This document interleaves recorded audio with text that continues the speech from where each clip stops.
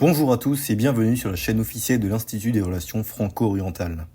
Aujourd'hui, nous allons nous pencher sur le cas des relations entre la France et le Liban, tout au long de leur histoire. Tout comme pour notre dernière vidéo relative au Maroc, par exemple, nous irons de l'époque médiévale à l'ère contemporaine, avant de terminer par une conclusion faisant le point sur les relations actuelles. Les premiers contacts entre ce qui deviendront plus tard la France et le Liban eurent lieu à l'époque des croisades, à la fin du XIe siècle. Ainsi, c'est lors de la première croisade, de 1095 à 1099, que nombre de croisés francs se rendirent en Terre Sainte. Nous pourrions par exemple ici citer Godefroy de Bouillon, ou Raymond de Saint-Gilles pour les plus connus. Ceux-ci s'implantèrent durablement sur la côte levantine, et y fondèrent les États latins d'Orient des seigneuries féodales sur le modèle européen, tels que le royaume de Jérusalem, ou, au Liban actuel, le comté de Tripoli. Néanmoins, cette période fut de courte durée, et après la prise de Saint-Jean d'Acre et la chute des États latins d'Orient en 1291, les contacts entre la France et les territoires levantins s'estompèrent progressivement. Au XIXe siècle cependant, le processus de mondialisation et la colonisation permirent à la France de recréer des liens avec le Moyen-Orient. C'est ainsi que, à partir des années 1850, plusieurs expéditions et missions françaises se rendirent au Liban sous domination ottomane. En effet, le Liban étant majoritairement peuplé de chrétiens, la France joua un rôle protecteur envers les communautés locales. Comme affirmation de ces nouveaux contacts franco-libanais, nous pourrions citer le cas des missions jésuites. Ces dernières, d'origine française, contribuèrent au développement des infrastructures et de l'éducation sur place. Le collège Saint-Joseph, fondé en 1875 à Beyrouth, est un exemple notable des réalisations des jésuites au Liban. De même, les missionnaires ont entrepris la construction d'hôpitaux, d'églises et de journaux. Après la Première Guerre mondiale et la chute de l'Empire ottoman, la Société des Nations confia à la France un mandat sur le Liban et la Syrie dans l'objectif de partager les territoires de l'Empire turc défait entre les vainqueurs et, du moins officiellement, de préparer l'arrivée de la démocratie dans la région. Pendant cette période d'ingérence française au Liban, la France aura joué un rôle majeur dans la formation de l'État libanais moderne. Nous allons maintenant voir quel a été l'impact de la domination française au Liban durant cette période. C'est le 1er septembre 1920 que l'État du Grand Liban est proclamé, en même temps que le reste du mandat syrien est divisé en plusieurs entités politiques distinctes. S'inspirant du modèle européen, les Français tenteront de mettre en place une certaine forme de laïcité libanaise. Toutefois, celle-ci sera grandement limitée par la politique confessionnaliste parallèle mise en place. Celle-ci reconnaît alors officiellement les différentes minorités religieuses présentes sur le territoire libanais en leur accordant un droit de représentation.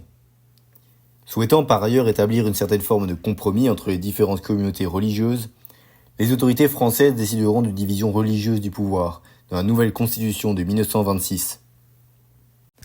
Désormais, le président sera chrétien maronite, tandis que le Premier ministre sera musulman sunnite. Le Liban se dote donc ainsi d'un système globalement démocratique basé sur le confessionnalisme. La France jouait également un rôle majeur sur le plan économique. Elle permit notamment la construction d'infrastructures, en particulier économiques, culturelles et d'éducation.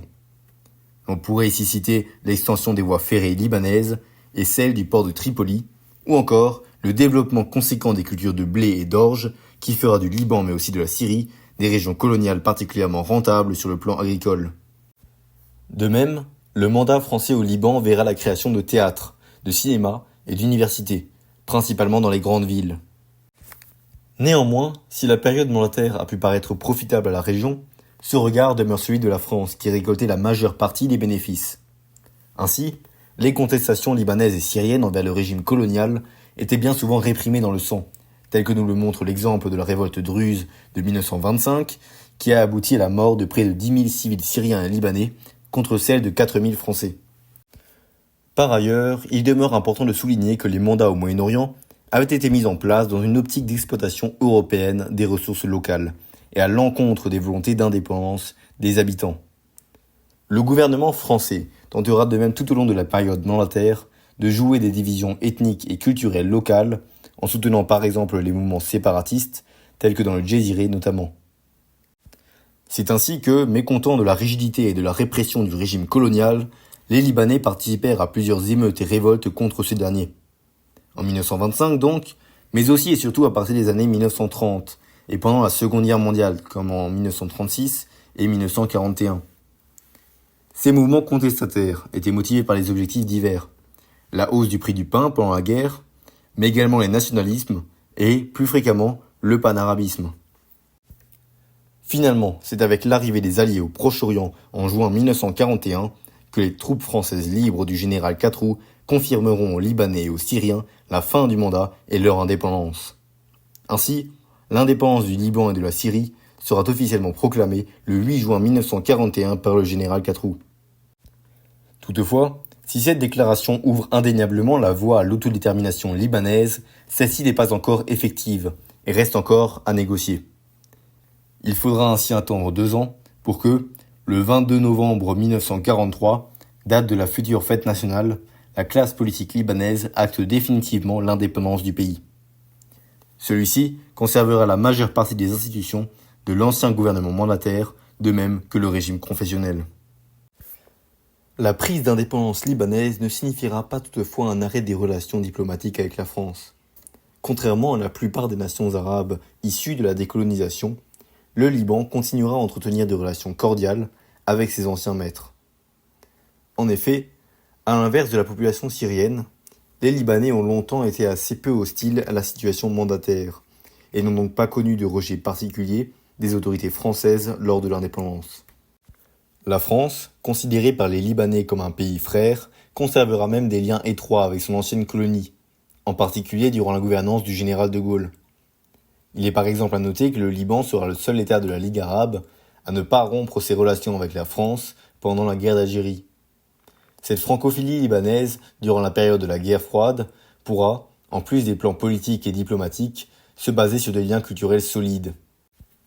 Ainsi, 60% des Libanais parlaient français en 1983, tandis que l'État français fera du Liban un prolongement de la France en Orient par le biais d'une forte coopération économique et culturelle.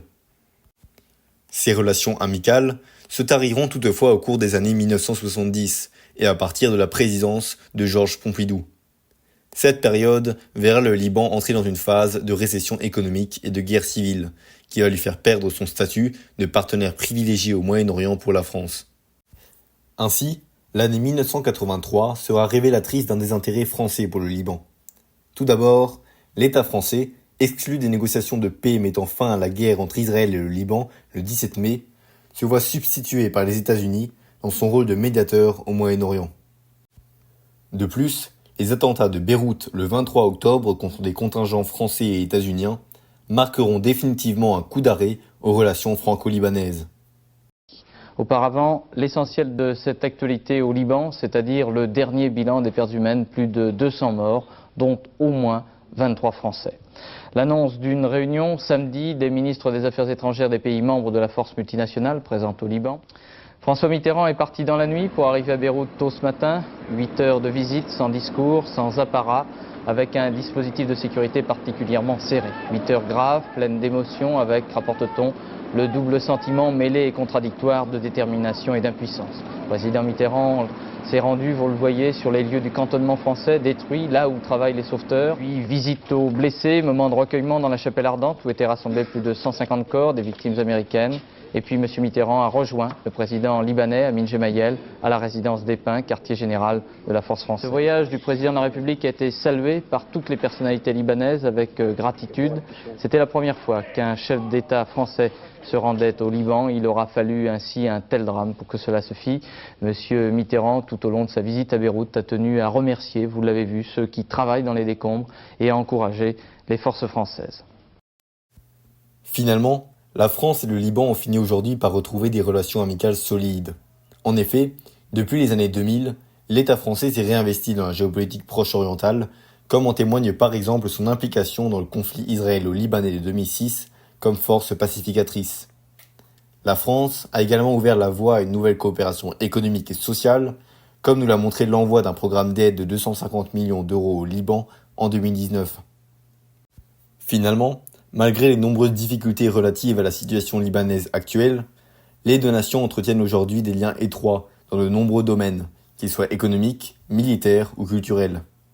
Ainsi, Si l'on constatera en 2020 des volontés de retour à un nouveau mandat au Liban, c'est bien que, de tout le Moyen-Orient, l'État libanais est sans doute le plus attaché à la France et à son héritage multiforme. L'avenir des relations entre les deux nations semble donc prometteur, malgré une instabilité régionale évidente à l'heure actuelle. Nous vous remercions d'avoir regardé cette vidéo en espérant qu'elle vous aura plu. Si c'est le cas, n'hésitez pas à l'aimer, à la partager et à vous abonner à la chaîne de l'Institut des Relations Franco-Orientales. Nous sommes également ouverts à d'éventuelles remarques ou questions en commentaire, alors nous vous invitons grandement à en publier. En attendant, nous vous souhaitons à bientôt pour une nouvelle vidéo.